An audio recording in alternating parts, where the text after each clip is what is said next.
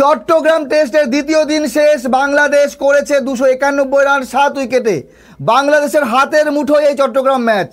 এই ম্যাচ যদি জিততে না পারে তাহলে আর কোনো ম্যাচ জিততে পারবে না। কথায় আছে ঢুস না খেলে হুশ হয় না, বাঙালির সেই হয়েছে অবস্থা। বাংলাদেশ ক্রিকেট টিম নিজেদের ঘরের মাটিতে সিলেটে হারের পর এখন তাদের হুশ ফিরেছে, নাকি এনামুল হক বিজয়ের কামব্যাকের একটা ইফেক্ট?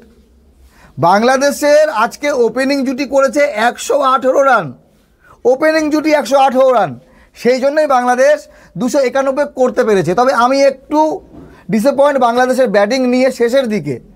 এক সময় বাংলাদেশ 259 রানে 3 উইকেট, 259 রানে 4 উইকেট পড়ে এবং 60 রান থেকে 80 রান 79 রান অবধি বাংলাদেশের 7 উইকেট চলে গেছে।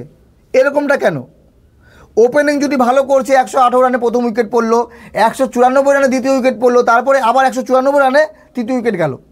বাংলাদেশ যেরকম ব্যাটিং করছিল আমার মনে হয় এক ইনিংসে হারাতে পারতো জিম্বাবুয়েকে। আজকে মোটে দ্বিতীয় দিনের শেষ, 64 রানের লিড হয়ে গেছে। বাংলাদেশ যদি আরও বেশি না আরও 50 রান করতে পারে, 105, 10, 120 রানের লিড নেয়, তাহলে জিম্বাবুয়ে অনেক প্রেসারে থাকবে। জিম্বাবুয়ে তৃতীয় ইনিংসে খুব বেশি হলে 250 বা 300, তার বেশি করতে পারবে না। আজকে ব্যাটিংয়ের কথা বলি, সাদমান ইসলাম, জোরে একটা হাততালি। সাদমান ইসলাম সেঞ্চুরি করেছে। টেস্ট ক্রিকেটে এটাই তো একটা রানের গল্প, যেখানে একজন ব্যাটসম্যান সেঞ্চুরি করছে সেখানে দলের রান এমনি বেড়ে যাচ্ছে। সাদমান ইসলাম একদিকে সেঞ্চুরি করছে, বাকি ব্যাটসম্যানের রান পাচ্ছে অটোমেটিকলি, কোনো প্রেশার নেই। সাদমান ইসলাম এক সাইড ধরে রেখে খেলে গেছে, রান করে গেছে, 181 বল খেলেছে। অপরদিকে অন্য ব্যাটসম্যান যেই এসছে সেই রান করেছে, কারো মাথায় প্রেশার নেই যে উইকেট চলে গেছে বা খেলার মতো কেউ নেই, একজন তো খেলছে, বাকি রান পাচ্ছে। এনামুল হক বিজয় কামব্যাক ইনিংসে করেছে 39 রান, মমিনুল হক 33, নাজমুল হোসেন শান্ত ক্যাপ্টেন করেছে 23, মুশফিকুর রহিম যাকে নিয়ে বেশি আলোচনা হয়েছিল, সিলেট টেস্টে খুব বাজে গিয়েছিল, আজকে 40 রান করেছে। কিন্তু যতক্ষণ মুশফিকুর ছিল ততক্ষণ ম্যাচটা ভালো ছিল।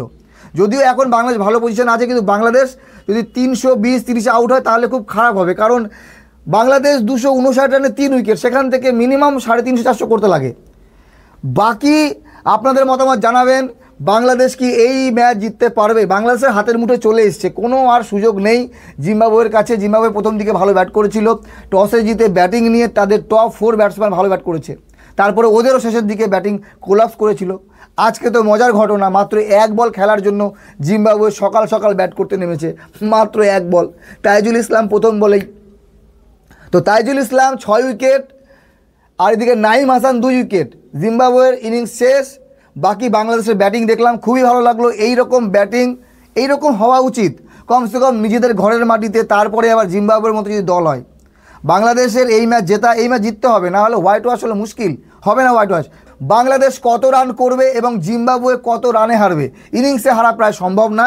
বাংলাদেশ যদি 450-500 করতে পারতো তাহলে ইনিংসের ব্যাপার আসতো, কিন্তু এখানে আমার মনে হয় না জিম্বাবুয়ে ইনিংসে হারবে, তবে রানে হারবে। ভালো থাকবেন সবাই, ধন্যবাদ।